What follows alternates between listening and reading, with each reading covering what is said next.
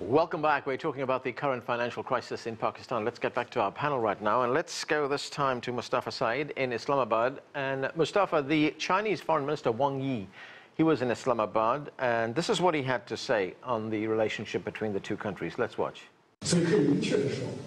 CPEC has not inflicted a debt burden on Pakistan. Rather, when these projects get completed and enter into operation, they will unleash huge economic benefits, and these will create considerable returns to the Pakistani economy. So, Mustafa, this goes to what Shuja Nawaz was telling us a moment ago, that we've seen the beginnings of the CPEC project being implemented, but it's got a long way to go. It's going to extend over the next few years. So what do you make of those reassurances coming from the Chinese foreign minister? Well, I think he's talking on facts because, firstly, to date, there's $16 billion which have already been invested in the China-Pakistan economic corridor since 2013.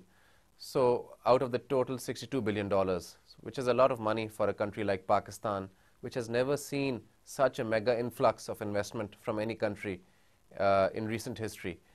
Secondly, I think when you talk about the early harvest projects, and the energy projects, which is the lion's share of CPEC, $35 billion, you have to understand that the equity component, which is about 15 to 20%, and the 80% debt component, which is from banks, which is borrowed, are both undertaken by the Chinese investors. So the debt or the equity are not being contributed by the Pakistani side or the Pakistani government. So the $35 billion of energy investment, which was a very important stimulus for growth, and we had an energy crisis in the past, which has been resolved, were all brought by Chinese investors.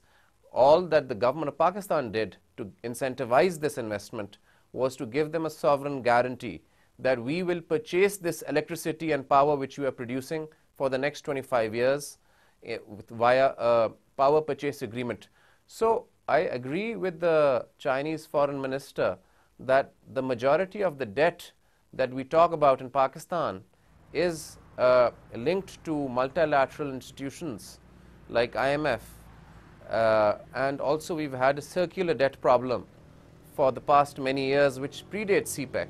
So to link the burdening of debt with the CPEC, I think is not accurate, and I think it's not fair. And I think when we talk about debt, if we talk about the debt trap, I believe that is linked to overall a broader propaganda campaign that we are seeing against China and Chinese investment and against BRI, if I may say so. And it's very interesting because I downloaded an article today done by John Hopkins professor and students of John Hopkins, and it's called, and it was published on April 12th in the Washington Post, US politicians get China and Africa all wrong. And these group of students and professors from John Hopkins went to Africa and conducted a 3-year study of whether the reports of Chinese taking over resources, Chinese companies using their own workers from China and not employing locals, of Chinese putting these lesser developed countries in debt traps and exploiting their vulnerability, and they debunked and deconstructed all of these myths one by one. So I think we have to clear our perspective and see that this campaign to sort of demonize China as a colonial power, whereas it's a country which is emerging via soft power and without any military might, and it hasn't invaded multiple countries as it comes forward as a big economic reality. I think we have to keep that in mind, and we have to look at the facts and separate facts from fiction. Okay. Jonah, the United States relationship with Pakistan, I mean, it seems to be fraught with all kinds of risks for both sides. But would it be fair to say that both sides need each other?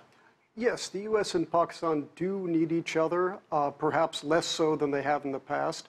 But I think it also would be good to expand the aperture a little bit and look at what Pakistan gets from the U.S., from China, from other donors, and what it gives.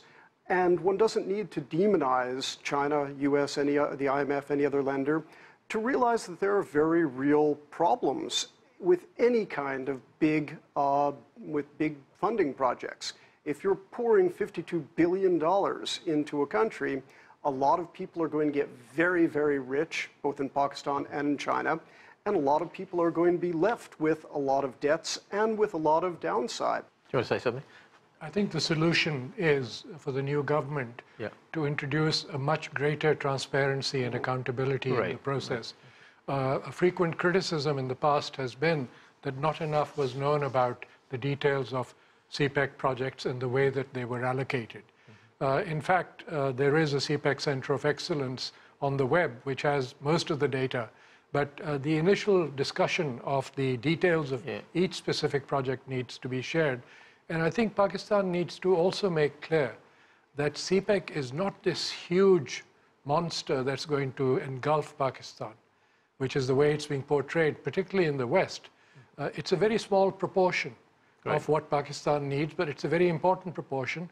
It will create at the most about 400,000 jobs, whereas every year Pakistan needs 1 million new jobs. That's right. And so this is not the be-all, end-all, and there should be a realistic expectation about CPEC.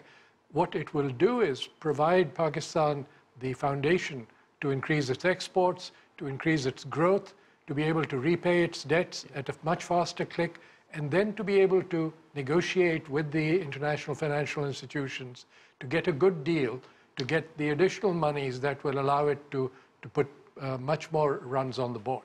Right.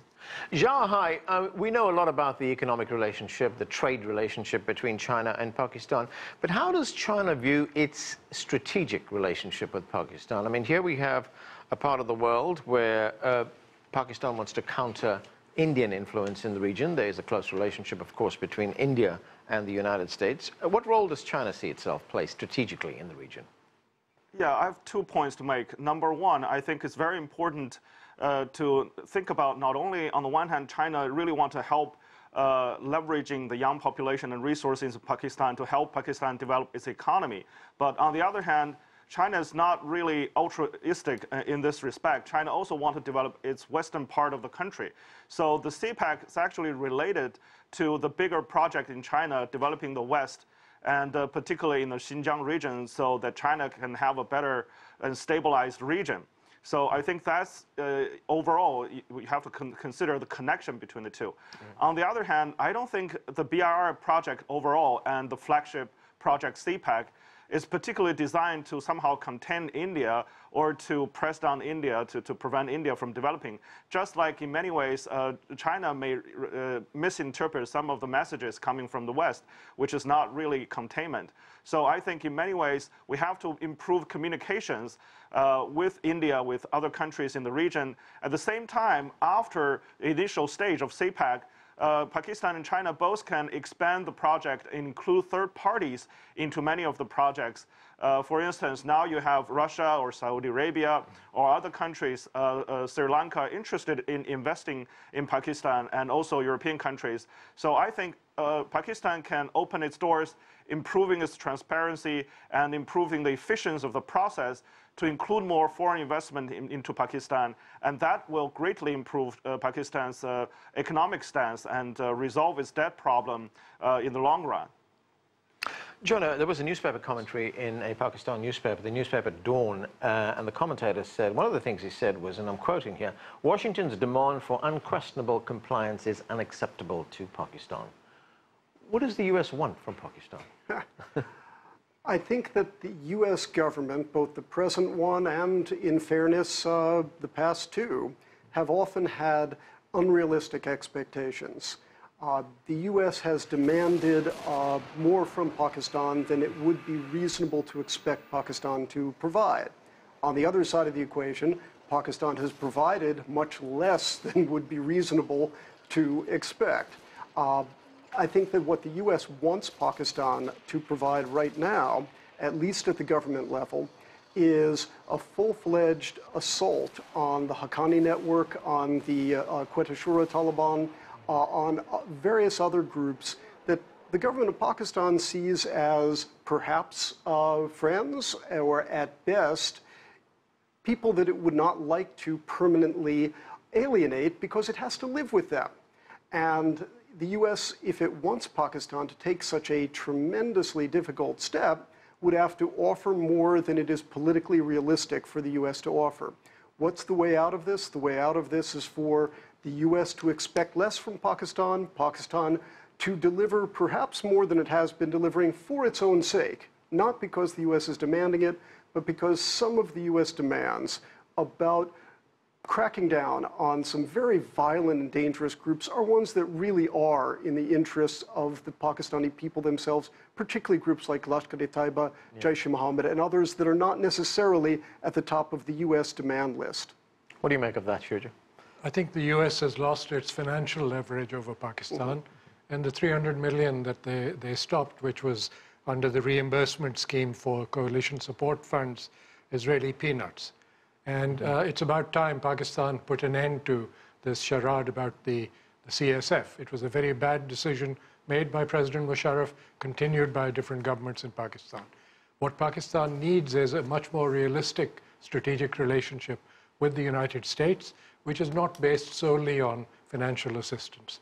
The good news is that as of yesterday, Alice Wells, the acting Assistant Secretary for South and Central Asia at the State Department, appears to have walked back the U.S. threat of opposing a program for Pakistan from the IMF. Yeah. I think that's only fair. Pakistan has a right as a member of the IMF to that, but at its terms and when it is ready, not when the U.S. says so.